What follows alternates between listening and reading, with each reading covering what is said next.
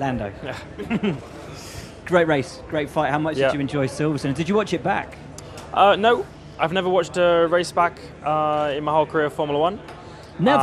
I watched some little clips of replays and overtakes, but I never watched any race back. It's like the complete opposite of when I was not in Formula One. I would watch every single race, even if I missed it, I watched the whole thing. But as soon as I stepped foot in Formula One, then no more. I don't know why, it just takes up too much time. But obviously, I watch the important things, I watch the replays and the overtakes and the things I need to learn from.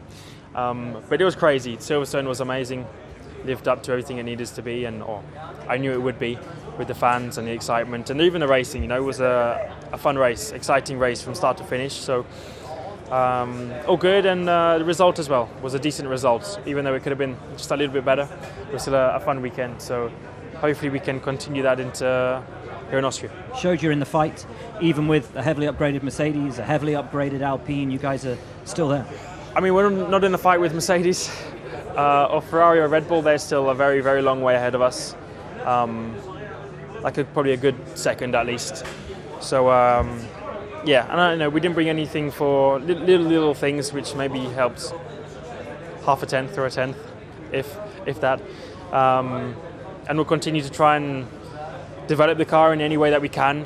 There's always going to be small things every weekend we're tweaking and trying to make a little bit better. So we'll keep doing that, especially when people are bringing big upgrades. We know we've got to find every little thing we can, and when we have a good weekend like in Silverstone, when we just do a good job, the car is, it's obvious that the car is decent enough and good enough that we can fight them.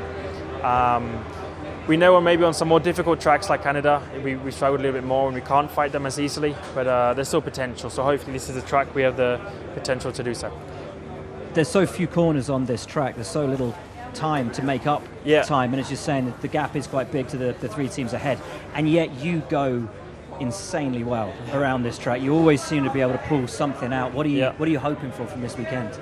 The same as the last few years. Nice. I can tell you why. I think the car has always gone well here. It's since my first year of racing here, it's always been a good one. We were good in the straights, we were decent in the braking zones. We were always very competitive in high speeds, which is quite a bit of here, so that's always a good strength to have. This year's very different with these different cars, so we have to wait and see how many of these characteristics have kind of continued in. I would say some of them are slightly different and maybe not as good, but at the same time, some things are also quite strong. So we'll see. I would love to say just the same as the last few years and another podium and in the fight for pole. Although it might be a bit more difficult than ever, we'll still go for it.